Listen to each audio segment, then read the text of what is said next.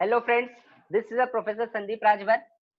आज जो हम लोग कॉन्सेप्ट देखने वाले वाइटल कॉन्सेप्ट पार्ट 2, जो भी बिल ऑफ एक्सचेंज का वाइटल कॉन्सेप्ट का बचा था, ये आज मैं आपको सिखाने वाला हूँ। और जिसने हमारी पहली वीडियो बिल ऑफ एक्सचेंज का पार्ट 1, पार्ट 2 और पार्ट 3 नहीं देखा होगा, मैं डिस्क्रिप्शन बॉक्स में इसके लिंक शेयर कर देता हूँ। आप लोग पहले ये 3 वीडियो देखो और तो आपको ज्यादा बेसिक कॉन्सेप्ट पूरा क्लियर हो जाएगा बिल ऑफ एक्सचेंज के बारे में। मैं डेफिनेटली आपको वादा करता हूँ स्टूडेंट कि आपने अगर ध्यान पूर्वक कॉन्सेंट्रेट करके हमारे बिल ऑफ एक्सचेंज का वीडियो अगर आपने देखा तो डेफिनेटली आप बिल ऑफ एक्सचेंज में मास्टर बन जाओगे गारंटी के साथ। ओके। और अगर हमारा वीडियो अच्छा लगे तो लाइक शेयर कमेंट, और किसी को कुछ डाउट रहे तो आप वहां पे डाउट पूछ सकते हो। विद इन 24 आवर्स आपको क्या होगा, उसका आंसर मिल जाएगा। ओके। ओके, चलो स्टार्ट करते हैं बेसिक कॉन्सेप्ट जो हमारा बचा हुआ है, vital concept of bill of exchange. Okay, now अब आ जाता है honouring of bill. Honouring of bill का मतलब क्या होता है? एक्सेप्टर, एक्सेप्टर और ड्रॉवी, एक्सेप्टर और drawee pays the amount of bill on the due date is called the honouring of bill. मतलब ड्यू डेट के दिन अगर ड्रॉवी ने पैसा पे कर दिया, अमाउंट पे कर दिया, किसको? बिल का अमाउंट पे कर दिया, ड्रॉवर या किस बैंक को, जैसे भी व्हाटएवर जो भी वहां का सोर्स रहेगा उसको पे कर दिया, तो उसे क्या कहते हैं student? Honouring of bill. Bill to the acceptor for the payment on the before और ड्यू डेट। ओके, जो होल्डर होता है बिल का उस समय, ओके, वो क्या करता है पेमेंट के लिए, उसको क्या करता है? प्रेजेंट करता है, भाई तू अपना बिल ड्यू डेट के दिन क्या करो, ड्यू डेट या उसके पहले प्रेजेंट करता है ऑनर होने के लिए। ओके, तो पैसा ड्रॉ भी क्या करता है, पैसा अगर पे कर देता है, that is called what? Honouring of bill. Dishonoured of bill, of course इसका उल्टा। एक्सेप्टर यानी ड्रॉवी अगर ड्यू डेट के दिन अगर पैसा पे नहीं करता है स्टूडेंट, तो समझ जाना उसे क्या कहते हैं? Dishonoured of bill. Okay, now dishonoured bye non x, देखो डिसऑनर्ड कितने दो प्रकार से होते हैं। डिसऑनर्ड दो प्रकार से हो सकता है। पहला डिसऑनर्ड बाय नॉन एक्सेप्टेंस। इसका मतलब डिसऑनर्ड बाय नॉन एक्सेप्टेंस का मतलब क्या? When drawee does not accept the bill, अगर ड्रॉवी ने बिल एक्सेप्ट ही नहीं किया तो सीधी सी बात डिसऑनर हो सकता है। ओके, और दूसरा क्या क्या रीजन हो सकता है? Dishonoured by the non payment. और मोस्ट ऑफ ये ज्यादा होता है नॉन पेमेंट वाला ही, यही रीजन ज्यादा होता है कि भाई सामने वाले ड्रॉवी के पास कोई भी पैसा नहीं है, डिफॉल्ट इन पेमेंट है, तो डेफिनेटली ड्यू डेट है, उसके पास पैसा ही नहीं, तो कहां से पैसा पे करेगा? बरोबर, तो उसे डिसऑनर ऑफ बिल कहते हैं। Okay, now on dishonor of the acceptor become liable to pay the amount along with legal expense, of course any incurred by the holder on account of dishonor। अगर dishonour हुआ उसकी वजह से अगर holder ने कोई भी लीगल एक्सपेंस पे किया तो वो उससे वसूल कर सकता है स्टूडेंट। कौन वसूल करेगा? ड्रॉवर ड्रॉवी से वसूल करेगा। Now next, noting of dishonour. Yes, noting of dishonour का मतलब क्या?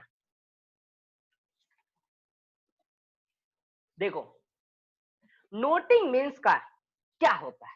Noting means recording of the fact of dishonour of the bill of exchange bye notary public. Yes, अब नोटरी पब्लिक क्या होता है student? It is he is a sorry he is a government officer जो appoint करता है, central government है, state government. Okay, okay, वो भी आगे बताऊंगा मैं। Notary noting means recording of the fact of dishonour of bill by the notary public. When a bill of exchange is dishonored, the holder can or after giving the due notice of dishonor charges the drawee of cost। और वो क्या करता है? Noting of dishonour का मतलब जो भी उसका नोटिंग का मतलब जितने भी रिकॉर्ड किए गए हैं ट्रांजेक्शन, क्यों रिकॉर्ड ये डिसऑनर हुआ, उसका रीजन, फैक्ट। ओके, उसके अलावा प्रोटेस्टिंग। यस, प्रोटेस्टिंग क्या होता है student? Let's see. After getting the fact of dishonour of bill authenticated by the getting it noted by the notary public। Notary public के द्वारा ये सारी चीजों जो भी मसला है ना, जो भी प्रॉब्लम्स है ना, डिसऑनर क्यों हुआ, इसका सब अथेंटिकेट अथॉराइज सारी चीजों को वेरिफिकेशन जांच पड़ताल करके वो एक सर्टिफाइज करता है, हाँ भाई ऐसा ये डिसऑनर इस रीजन की वजह से हुआ है। And this certificate is known as a protest. Thus, the in short बोले तो protest is a certificate which is a formal in nature and attests the fact of the dishonor of the bill based on the noting, of course.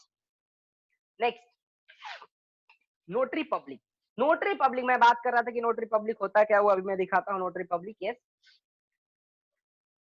A notary public is a legal practitioner or the other public servant. अभी मैं बताया कि ये public servant होता है जो कि इसे अपॉइंट करता है सेंट्रल या तो state government under section 3 of the notaries act 1952. ये एक्ट याद रखना और सेक्शन भी याद रखना. Okay student, he is entrusted with the power of the verification of the foreign document. इसके पास पावर होता है फॉरेन डॉक्यूमेंट को क्या करना, वेरिफिकेशन करने का, end of the noting and protesting of the dishonour bill exchange and promissory notes का भी. ये सारी चीजों के पास इसके पास क्या होता है, पावर होता है, अथॉरिटी होती है इसके वेरिफिकेशन जांच पड़ताल करने के लिए. नोटरी पब्लिक पास ये सारी चीजें ये क्या होती है, अथॉरिटी होती है. पब्लिक सर्वेंट है जो गवर्नमेंट, कौन सी गवर्नमेंट इसको अपॉइंट करती है, या तो सेंट्रल या तो state government under section 3 of the notaries act 1952.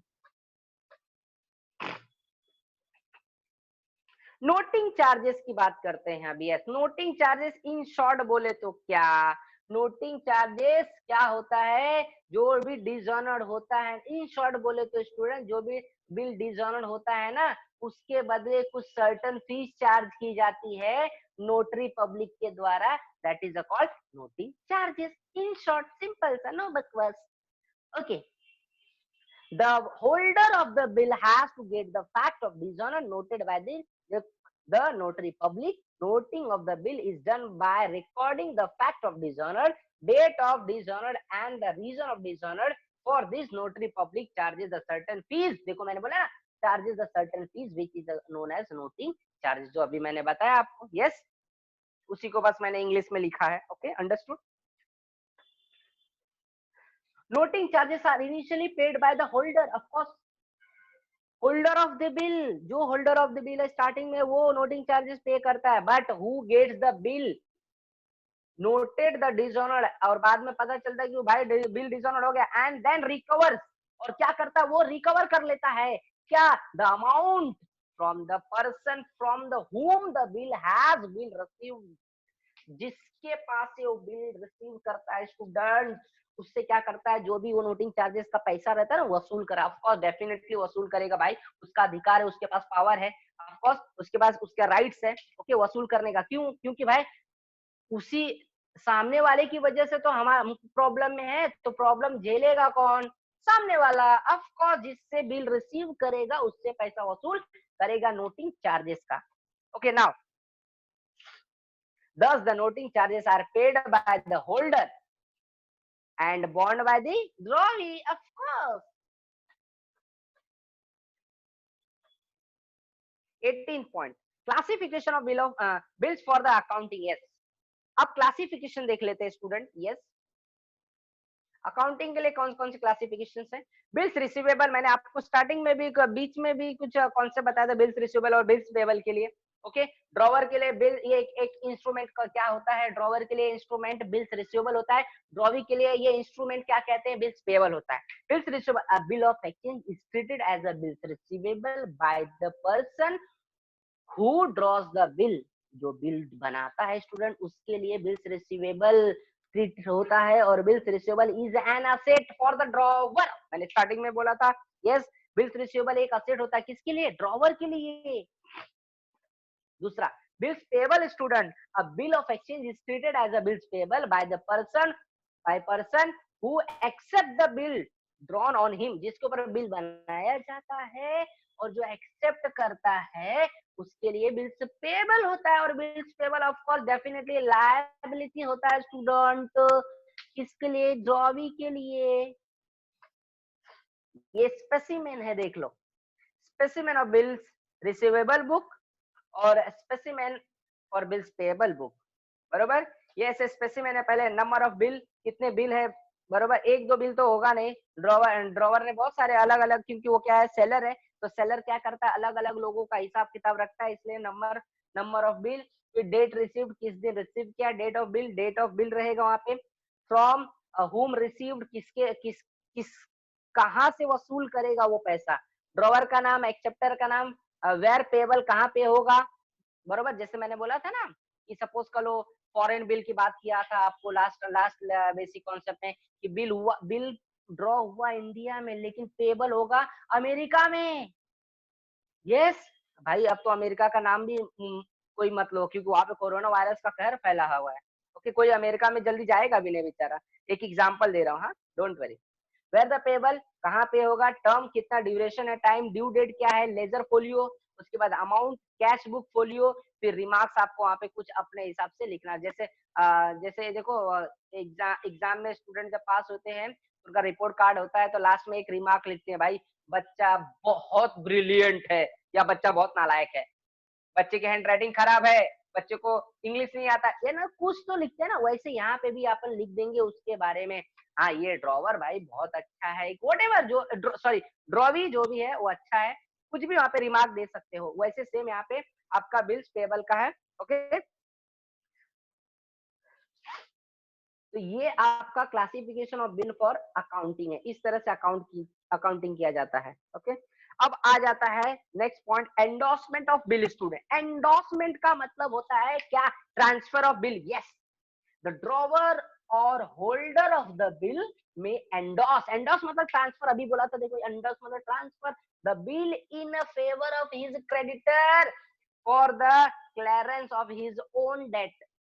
Of course in short बोले तो क्या होता है, बिल को एक पर्सन से ड्रॉवर क्या करता है, ड्रॉवर या तो होल्डर किसी दूसरे पर्सन के ऊपर बिल को क्या करता है, ट्रांसफर कर सकता है। मैंने क्योंकि स्टार्टिंग में बोला था कि ये क्या होता है, ट्रांसफरेबल है। ओके, क्योंकि निगोशिएबल इंस्ट्रूमेंट है और निगोशिएबल इंस्ट्रूमेंट क्या होता है, transferable from one person to the another, और भी फ्रीली, कोई टेंशन नहीं।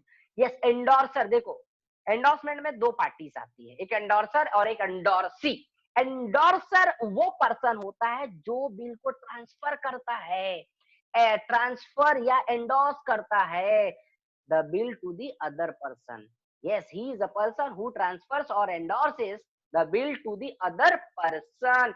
ऐसा व्यक्ति जो क्या करता है, बिल को ट्रांसफर करता है। इन शॉर्ट अल्टीमेट बोले तो ये ड्रॉवर होता है, इन शॉर्ट, बरोबर, ये ड्रॉवर होता है। एंडोर्सिंग, एंडोर्सी का मतलब क्या, जो जिसके ऊपर बिल को ट्रांसफर किया जाता है उसे क्या कहते हैं, endorsee is a person to whom the bill is endorsed या transferred. Now next one, discounting of, yes, discounting of bill, very very important student. ये इसकी जनरल एंट्री तो एग्जाम में फिक्स आता ही आता है, very very general important general entry आपको मैं बताऊंगा। जनरल एंट्री का एक अलग से आएगा हमारा सेशन, बहुत इंपॉर्टेंट सेशन होगा जनरल एंट्री। अगर जिसको स्टूडेंट आ गया, देखो ये हमारा 50% बिल ऑफ एक्सचेंज का 50% बेसिक कॉन्सेप्ट अगर समझ गया तो 50% आपको ऐसे बिल ऑफ एक्सचेंज आ जाएगा, और बच्चा 50% अपना क्या, ये जनरल एंट्रीज काम खत्म, बिल ऑफ एक्सचेंज के मास्टर बन जाओगे student. Discounting of bill, discounting of bill का मतलब क्या होता है, डिस्काउंटिंग ऑफ बिल का मतलब in short it means an encashment of the bill from the bank before the due date. मतलब अगर सपोज करो, सिंपल सा एग्जांपल देता तो आपको क्लियर हो जाएगा, इसको कैश में कन्वर्ट करना through the bank before the due date is called what, discounting of bill. मतलब अगर सपोज करो मैं ड्रॉवर, सामने वाला ड्रॉवी 30 दिन का बिल बनाया, लेकिन मेरे को दूसरे दिन ही पैसे की जरूरत पड़ गई, तो मैं ड्रॉवी से जाके पैसा नहीं मांगूंगा, मैं वो बिल लेके जाऊंगा अपने बैंक में, बोलूंगा भाई साहब ये बिल है, इसको क्या करो, डिस्काउंट कर दो। डिस्काउंट का मतलब कैश में कन्वर्ट कर दो। मान लो 10,000 का बिल है, मान लो 10,000 का बिल है, तो बैंक मेरे को इमीडिएटली 10,000 में से कुछ पैसा काट लेगा, उसे कहते हैं बैंक चार्जेस, नोट उसे कहते हैं डिस्काउंटिंग चार्जेस। स्टूडेंट वो क्या करेगा, कुछ पैसा काट लेगा, उसे बैंक चार्जेस कहते हैं। ओके, बैंक चार्जेस का मान लो 500 काट लिया और मेरे को 9,500 दे दिया, तो मेरा काम हुआ कि नहीं हुआ, that is called discounting of bill. Yes, due date के दिन ड्यू डेट के पहले बैंक से कैश में कन्वर्ट कर लेना बिल को, उसे क्या कहते हैं, discounting of bill. After charging certain some, O yes, अभी आपको मैंने बोला बैंक चार्जेस क्या होता है, कुछ पैसा क्या करता है वो चार्ज करता है डिस्काउंट के तौर पे bank pays the remaining the amount to the holder of course। जो बचा, जैसे मैंने बोला 10,000 का बिल है तो 500 अपने ले था, उसको बैंक चार्जेस बोलते हैं स्टूडेंट, और तो डिस्काउंट भी बोल सकते हो। Next point, 21st point, bill sent to bank for collection, yes, under this method the drawer of the bill hands over the bill to his bank। इस कंडीशन में, इस मेथड में क्या होता है, ड्रॉवर अपने बिल को क्या करता है, हैंड ओवर कर देता है, किसको, अपने बैंक को। भाई एक काम कर, for the collection of the amount of the bill on his due date from the drawee. Of course वो बैंक को क्या करता है, बैंक को बोल दिया भाई एक काम कर, तू ये मेरा बिल का कलेक्शन करके आना तू। यस, अब देखो बैंक हमारा नौकर तो है नहीं, ना ही तो हमारा ससुर है, ऑफ कोर्स कि फोकट में काम करेगा, डेफिनेटली ऑफ कोर्स नहीं काम करेगा, तो उसके बदले में क्या करेगा, कुछ पैसा चार्ज करेगा, किससे, ड्रॉवर से स्टूडेंट। यस, इसीलिए वो यहाँ पे एक एजेंट का भी काम करता है। Yes, after such collection of the bill amount bank will hand over the proceeds to the drawer. Of course बाद में कलेक्ट करने के बाद पैसा किसको दे देता है, ड्रॉवर को। डेफिनेटली मैंने बोला ये फोकट में काम नहीं करेगा, क्या करेगा वो, फोकट में काम करने वाला नहीं है। ओके, तो पैसा क्या करे, पैसा कलेक्ट करने के बाद ड्रॉवर को देगा बिल का अमाउंट, और क्या करेगा, उससे कुछ वसूल भी करेगा। ओके, बैंक में take some service charges for this. Of course bank क्या करेगा, इसके लिए कुछ सर्विस चार्जेस भी लेगा। Of course 10 here the bank work, मैंने आपको बोला ना बैंक यहाँ पे क्या कर रहा है, एक एजेंट का काम कर रहा है, and collect the money from the drawee on behalf of the drawer. Drawer के बिहाफ पे वो पैसा कलेक्ट करने का काम कर रहा है, तो ये एजेंट का काम कर रहा है, तो इसीलिए एजेंट का काम कर रहा है भाई, इसलिए वो क्या करेगा, कुछ पैसा सर्विस के रूप में चार्ज करेगा, किससे, ड्रॉवर से कि ड्रॉवी से। ऑफ कोर्स किसने काम दिया उसको, उससे। किसने काम किया दिया कलेक्शन के लिए, ड्रॉवर ने, तो बैंक भी ड्रॉवर से कलेक्ट करेगा। Yes, 22nd point, retirement of bill. Of course retirement, अब रिटायरमेंट का मतलब क्या, अब कितने के दिमाग में आ रहा होगा कि सर रिटायरमेंट का मतलब क्या। रिटायरमेंट का मतलब भाई, जब वो 65 साल के बाद जब लोग बुजुर्ग हो जाते हैं तो रिटायरमेंट ले लेते हैं, ऐसा नहीं होता है स्टूडेंट। ये बिल ऑफ एक्सचेंज का रिटायरमेंट है। Yes, yes, if the drawee pays the amount of bill before the due date, yes it is called retirement of bill। in short, simple सा नो बकवास, कि अगर ड्रॉवी के पास पैसा आ गया तो वो ड्यू डेट तक इंतजार नहीं करेगा, ड्यू डेट के पहले ही ड्रॉवर को पैसा पे कर देगा, उसे कहते हैं रिटायरमेंट ऑफ बिल। ये बड़ा अच्छा होता है ड्रॉवर के लिए भी, ड्रॉवी के लिए भी। ऐसा क्यों, क्योंकि स्टूडेंट अगर रिटायर करेगा ना ड्रॉवी, तो याद रखो ड्रॉवी गेट सम रिबेट और डिस्काउंट, उसको डिस्काउंट भी ड्रॉवर दे सकता है। ऑफकोर्स जैसे आप लोगों को बोला जाता है स्टूडेंट कि आप लोग एक साथ फीस भरोगे तो इतना, और एक साथ नहीं भरोगे तो इतना, मतलब इंस्टॉलमेंट में भरोगे तो इतना। देखो एक साथ फीस भरने में क्या फायदा होता है, डिस्काउंट मिलता है कि नहीं मिलता है, वैसे इधर भी होता है स्टूडेंट। यस, तो ड्यू डेट के पहले जैसे आपको बोल दिया गया बेटा चलो आप लोग सभी 10 तारीख को सभी, मान लो 20 तारीख को सभी फीस भरो, तो कितने बच्चे ने 1 तारीख को फीस भर दिया, 19 दिन बच गया ना। तो सामने वाला सर क्या करेगा, चलो भाई 19 दिन का डिस्काउंट, चलो आपको कुछ पैसा छूट दे दिया जाता, वैसे इधर भी होता है। 23rd, renewal of bill. Yes, ये very very important student, renewal of bill याद रखना, इसकी जर्नल एंट्रीज आएगी ना, तो ये, और याद जैसे मैंने बोला था डिस्काउंटिंग ऑफ बिल, और bill discounted with the bank, okay, और रिन्यूअल ऑफ बिल, ये बहुत इंपॉर्टेंट, इसके बिना तो सम बनता ही नहीं है, दो चीजों के बिना। ये जब रिन्यूअल की बात आएगी तो 4 एंट्री आती है, कितनी एंट्री याद रख लो, 4 एंट्री। कौन कौन सी अभी नहीं बताऊंगा, जनरल एंट्री जब आएगा तब बताऊंगा। यस, रिन्यूअल ऑफ बिल का मतलब क्या होता है, देखो when the drawee is unable to make the payment of the bill on the due date and he may receive a fresh, he may receive a fresh bill with the agreement of the drawer, including the interest in the place of old bill. For some extended period, such a bill is called a renewal of bill. In short बोले तो क्या renewal of bill का मतलब? Renewal of bill का मतलब drawee ने due date के दिन ड्रॉवर को पैसा पे नहीं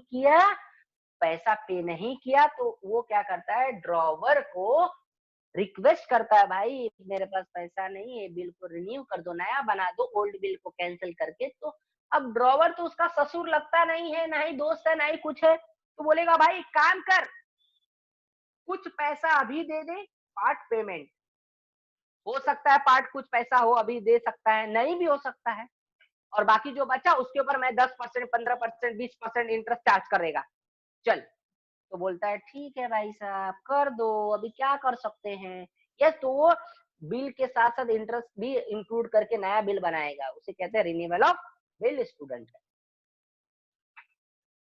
यस, ये आपका लास्ट कॉन्सेप्ट है जो है insolvency of the drawer, drawer कभी इंसॉल्वेंट नहीं होता है, ड्रॉवी होता है, जिसके ऊपर बिल बनाया जाता है वो होता है, यानी ड्रॉवी इंसॉल्वेंट इन शॉर्ट बोले तो बैंकरप्ट, उसके पास कुछ नहीं, भिखारी बन गया तो क्या होगा सर, ये भी एक इंपॉर्टेंट, इसकी भी जरूर एंट्रीज आएगी।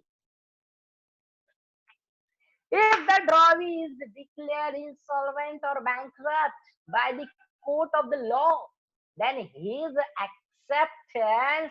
accepted bill will be dishonored. Of course, जब ऐसी बात होगी आएगी तो डेफिनेटली बिल डिसऑनर्ड हो जाएगा। Okay, he may pay off his dues partly or nothing could be recovered from his property. Of course, या तो कुछ पैसा पार्टली पे कर सकता है, या तो कुछ नहीं होगा, उसके बाद भिखारी बन जाएगा, उसके बाद कुछ नहीं होगा, तो वो क्या करेगा, ड्रॉवर क्या करेगा, उसकी प्रॉपर्टी से कुछ क्या करेगा, वसूली कर लेगा, प्रॉपर्टी से कुछ वसूली कर लेगा ड्रॉवर, किसके पास से, ड्रॉवी के पास से। ओके, प्रॉपर्टी से कुछ तो रिसीव कर ले, या तो उसके घर पे टीवी उठा लेगा, फ्रिज उठा लेगा, मतलब मिक्सर उठा लेगा, कुछ भी जो भी उसके साथ मिला, कंप्यूटर उठा लेगा, व्हाटएवर, वो क्या करेगा, अपना पैसा रिकवर करने के लिए ड्रॉवर वहां से क्या कर सकता है, ले सकता है student. Whatever dues are irrecoverable from the drawee, जो भी पैसा इरिकवरेबल मतलब कवर नहीं हो सकता है, उसको हम बैड डेट्स बोलते हैं स्टूडेंट, क्या बोलते हैं, बैड डेट्स, और it is transfer to the bad debts account by the drawer. Of course drawer के अकाउंट में ट्रांसफर कर, बैड डेट्स अकाउंट में ट्रांसफर कर दिया जाएगा। ओके, और ये पैसा कभी मिलने वाला नहीं होता, ऐसा पैसा जो कस्टमर से न मिले कभी भी, उसे बैड डेट्स कहते हैं स्टूडेंट, ये हमने 11th में भी पढ़ा था। ओके,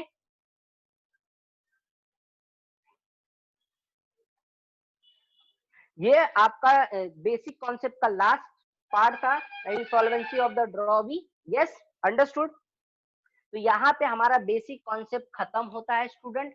अब जो हम लोग नेक्स्ट मतलब लेक्चर देखने वाले हैं, उसमें देखेंगे बिल ऑफ एक्सचेंज का फॉर्मेट कैसा होता है।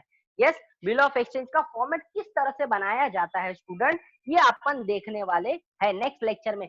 वो बिल ऑफ एक्सचेंज का जो फॉर्मेट है स्टूडेंट, वो 5 मार्क्स का होता है। कितने मार्क्स का, 5 मार्क्स का। एक सम फिक्स आता ही है एग्जाम में। ओके,